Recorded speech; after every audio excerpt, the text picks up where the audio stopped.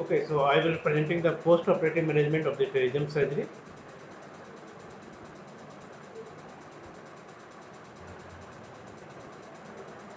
I have no financial interest in any of the product or technique mentioned in this presentation. So what is the aim of the post-operative management in the pterygium surgery? First, to reduce the pain and discomfort of the surgery, to decrease the inflammation, promote re-epithelialization, and prevent and treat the any complication which occurs after the surgery, and also to reduce the chances of the recurrence. So therapeutic bandage soft continuance. It is applied at the end of the surgery. It accelerates the re-epithelialization. It also mitigates the pain and discomfort. And we can leave the bandage contact lens in place for at least 8 to 14 days. It should then be removed, but we can replace with another BCL if there are any remaining epithelial defects. Now topical drugs. What topical drugs we usually prescribed after the pterygium surgery? Topical antibiotics we generally give for 2 weeks. Retifloxacin 0.3% or moxifloxacin 0.5%. Also, we give the topical NSAIDs or topical steroids, lubricants, and cycloplegics. We will discuss in some detail about these drugs. So, topical NSAIDs. This is given to reduce the pain and inflammation of the surgery. We use the newer generation NSAIDs such as bromfenic or nepafenic, bromfenic 2 times or nepafenic 3 times a day. But the topical NSAID drops should be used with some precautions. It should be avoided in older patients or neurotrophic cornea, in patients with dry, or if extensive cortea has been applied, or if there is a pre-existing scleral or peripheral corneal ectasia or exposed base sclera, because there are chances of the scleral made with the use of these NSAIDs. But it can be given in young patients with otherwise normal ocular surface. Now, topical steroids. The topical steroids which generally we prefer are the lotiprenolol, etagonate 0.5%, and dosing schedule. What I generally preferred is the initial therapy with the topical lotiprenolol up to 4 times a day, and also we give the lotiprenolol ointment at bedtime for the 2 weeks. After 2 weeks, we reduce the dose of the drops to 2 times a day, and we continue this lotiprenolol until the eye is completely quiet, all hemorrhages of bleeding is resolved, full comfort is restored, and all vasculature is returned to normal caliber. So this may require up to 3 months in routine cases, but in complicated or high recurrent cases, we can continue the steroids for longer periods. Next drops we prescribe generally are the lubricants.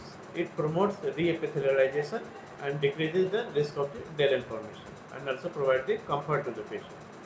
We can use as a CMC or HPMC, and it can be given 3 to 4 times a day for months. Cycloplegics rarely required. It is given in patients with very severe pain and photophobia, if the patient is some sort of keratitis. Generally, cyclopentolate or hometropin prescribed, and it is given generally for the 1 or 2 weeks. Also, what are different strategies we can use for the pterygium recurrence in the post-op periods?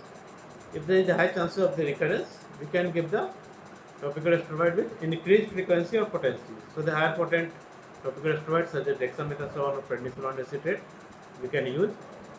Also, the oral doxycycline has been described in the literature, or topical azithromycin, to prevent the pterygium recurrence. And it is not used for this antibiotic properties, but for the its anti-inflammatory and cholinergic properties and some other immunomodulator purpose. Also, the subconjunctival injection of the antifibrotic agents such as, and combination. This combination has been described in the literature, which consists of the steroid, either dexa or triamcinolone, plus 5-fluorouracil along with the lignocaine. And we can give this injection weekly to reduce the chances of the recurrence. Also, the subconjunctival injection of the anti-VEGF agents such as bevacizumab has been described also. Also, the treatment of the complication is important in the post-operative period. We have to carefully observe the different complications. So, graft inflammation edema is one of the such complications, and we give the high potency steroids such as dexa or prednisolone acetate 1%. And also, we can give the oral medications such as NSAID or steroids to reduce this graft inflammation. If the delayed formation occurs in the follow-up, we have to carefully follow up this patient, give the lubricants, preservative-free, and bondage contact lenses are prescribed. Graft necrosis, very rare complications.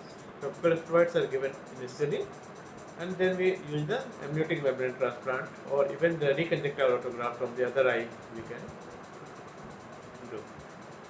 A scleral met, although very rare, but it is sight-threatening complications and generally associated with the use of the mitomycin C. Here we have to do the scleral patch graft or plus amniotic membrane transplant. So just in short, in the conclusion, the post-operative management is as important as surgical procedure, and strict follow-up is required in this patient also. Individualized treatment protocol is needed depending on the type of the surgery used done, and also the patient response to the surgery. A longer follow-up is required to prevent, recognize, and treat any complications if it occurs during the post-operative periods. So again, thank you